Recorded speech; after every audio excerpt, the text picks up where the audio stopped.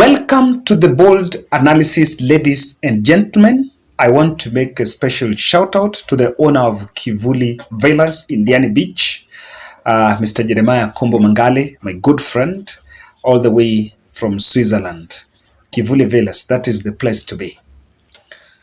Ladies and gentlemen, Wafula Chebukati is a man under siege. And 4 months before he actually exits office, he's sitting at a pivotal seat that decides the fate of Kenya after every 5 years. That is the chairman position at the IBC. And today, if I am to give Wafula Chebukati an open book to write his blunders and lessons or hits and misses at the commission, unless he decides to be dishonest, it will not be easy for him to give more lessons, but it will be easy for him to give more blunders. Now, in his doorstep is where the electoral bad manners backstops and where the faith in electoral system should rest. But that is not the case. Let me take you back to 2017, and I will show you how the ghosts of 2017 are haunting Wafula Chebukati 5 years after the election. Some people say that he is one man that do not learn the lessons. A personal demeanor rarely smiles. Maybe he smiles in closed doors, but do not see him in press briefings smiling. But he's a man that is at the center of everything. And for the last 1 week, that name of Wafula Chebukati has been trending. For all the bad reasons and for all the good reasons, because of the political divide. Because he awarded a victory to another team and a loss to another team. Before I take you to the 2017, because it will help us to bring it closer home. Today, when the commission was meeting the gubernatorial aspirants from Kakamega and Mombasa, when that meeting was, and the by-elections were, I don't know what they are by-elections, but the elections were slated for 29th August. He was seated next to Juliana Cherera. On the other side was Abdi Gulie and Wanderi and the other commissioners. But there's been a photo that was trending in social media showing how their differences played. Remember, they were coming for the first time, they were meeting after the separation at Bomas of Kenya. And I want to agree that the 4 commissioners actually are not dissenting. Dissenting is minority. Majority do not dissent. It is minority. So if the majority were 4, then Abdi Gulie and Wafula Chebukati and Boya Mulu, maybe those were the dissenting.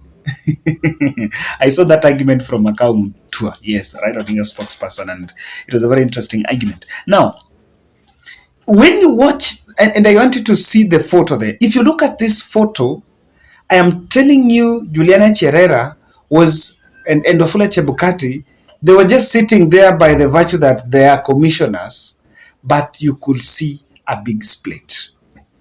This happened a day that Raila Odinga is also heading to Supreme Court. And when I read the exit of that case, but I'll have to relook at it probably tomorrow, I realized that from that case, you could actually see that Wafula Chebukati is again back in the punching bag. He is the man that is the target. And I can tell you that this is not different from 2017. Back there, after he bungled, and according to the Supreme Court judgment, there were a lot of clerical issues. The process flows, why the election was actually nullified. It was not nullified on the final tally. It was nullified on the process. That's why Maraga was saying that election is not just a quantitative, but it's a qualitative. It's also a process. After he bungled the elections, it was believed that he would follow suit and leave the office just like Isaac Hassan, Samuel Kivuitu, and Zakis Chesoni. But despite of protest from the NASA by the then NASA team, he could not leave. He stayed put. There were protests all over. Before the rerun, Ezra Chiloba and Rosin Akombe had dissenting voices, sneaked out of the country. Chiloba then left the commission. And there was just a lot of stuff that were playing out. That was a commission. And by that time, commission split. As if that was not enough, the following year in April, the other 3 commissioners that were also remained, that were also there, also left. That is Kodin Kata, Paul Tergat, and there was Mwachanya. They all left and they were replaced only last year in September when President Uhuru Kenyatta appointed the other 3 commissioners that joined. So Boyamulu, Professor Gulie, and Chebukati are the ones that remained. And by then someone needs to make some good research on what exactly happens in the commission. In fact, there should be some legal framework on stability of, so that commissioners don't just leave. Because I remember the 3 left, they were replaced by the 3. The ones that the Kinamasit, Wanderi, and Cherera, these ones that were sworn in last year. And they also seems to be on their way out. So it seems there is even a transition team that brings and leaves, that comes and leaves. The same election of 2017, Chris Msando passed on a few days to the election. Now we are here. And I want to show you how there is no difference between the 2017 and now. And I think that he's a man that did not capture, or rather did not take his lessons. Because I think for once, because he's living in January, we could not be where we are. I think he would have done better. If you ask me, he would have done better than this. Even though we know that election, in terms of elections, in terms of conceding results is a different matter. But in terms of how this was conducted, he would have done better than this. Guys, subscribe to our channel, click the notification bell, and like our video. I want to remind us about Sarah Atieno's medical appeal, the 50 shillings challenge that is still going on. We extended for 15 more days, so it's ending on 5th September. I continue to reach out to us to help. She's one of our subscribers who is in Kenyatta Hospital, still locked with acute leukemia. The bill had been paid, and what is now remaining after paying close to 829, not close to 829, the bold, as Team Bold, were in a position to raise 679,000. Then there was another approval from insurance of 150,000. So the bill has been covered up to 829,000. Remember, initially it was 1.5 million. So insurance paid some bit. It came to 1 million. Then when we were doing this, we have covered up to that. So what's remaining is 215,000. I'm still reach out to us. Let's just help. As Team Bold, we normally say that we are ahead of the rest. It goes beyond the hard political stuff. Now, one of the ghosts that is back is commission wrangles. The commission wrangles dented the reputation of the commission and Wafula Chebukati in 2017. When Akombe left, Akombe kept on saying in Twitter and sending emails, and at one point was even threatening to do an expose. Said that Wafula Chebukati is a good man, but is a man under siege. Now, the same situation is playing out, where his own commissioners are not close to him. And could it be, if Akombe was wrong in 2017, then what about this ones now?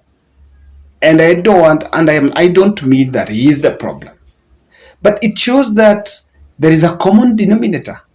Is it a man who do not work with the rest world? Or what is it? Because, or is it that he has interests and these interests are centered around him that they are not, it cannot accommodate the other commissioners? So one of the ghosts that is there is the commission wrangles and differences. I'm telling you, when you watch that, I followed that session, that meeting with the aspirants. General was looking some other direction. It was a very interesting one. Now, just like in 2017, I am also seeing a political lobby for his exit. And was still this time round, it might be political, it might even be prosecution. If you read what NASA was saying, I can tell you for sure. I think in Twitter I saw a hashtag of the people versus Chebukati. And if you look at that, the framers of that hashtag, the people versus Chebukati, this means that this contest in Supreme Court is not between Raila Odinga and William Ruto. For NASA team, for Azimio team rather, it's between Azimio and Wafula Chebukati, because according to them, they think, and there is a feeling, that Wafula Chebukati should change them.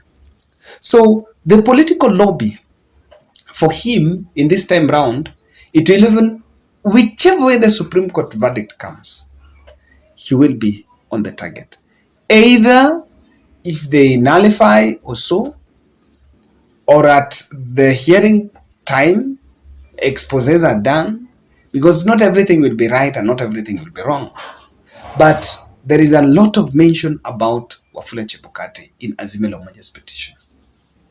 I see that even because these hearings are going to be televised, Kenyans are going to consume this and have an understanding, and you will actually become the target. So that political lobby for exit in 2017, it was there. This time round, it might go that now. One that I have really so unfortunate is staff elimination. In 2017, Chris Musando, I think that's the only one that was very prominent, even though you might understand that. Then this election also, there was mention of, and I really felt when he was saying that some of his staff have been profiled, disappeared. Remember the Mbakasi East returning officer was found dead. And these have been here. I am not putting this on one person that it is responsible for that. But I'm simply saying that these are things that happen, they're still back. So is it the protection or is it the interests?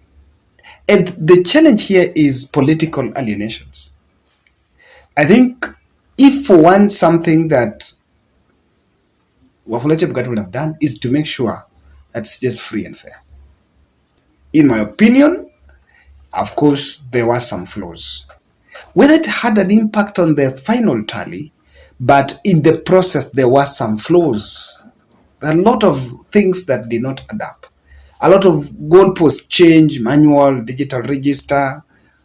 Oh, Venezuelans arrested, there was staff, their staff. There were just a lot. Even at Bomas of Kenya, 28 from 34 Bs not announced, announcing results, the dramatic. So there have just been a lot. And this points out to a political alienation, just like what happened in 2017. And you can challenge me on this. I think we should make it a tradition that the chairman of the commission only serves one term, can only work on one election. The rest does not. Because most probably, for example, now, if we appoint a new commission and we get a chairman who takes care of election 2027, then we keep the same man, still maybe serve an interest, the other subsequent elections also serves another interest. I think we should just have one transition. But in terms of the commission, there needs to be a lot of restructure, a lot of legislation, and also administrative changes that are needed. Who will take care of our elections and for us to have free and fair? Because again, it seems that problems keeps on recurring when you keep the same faces. I have My stand has been that I think we needed not to keep him again.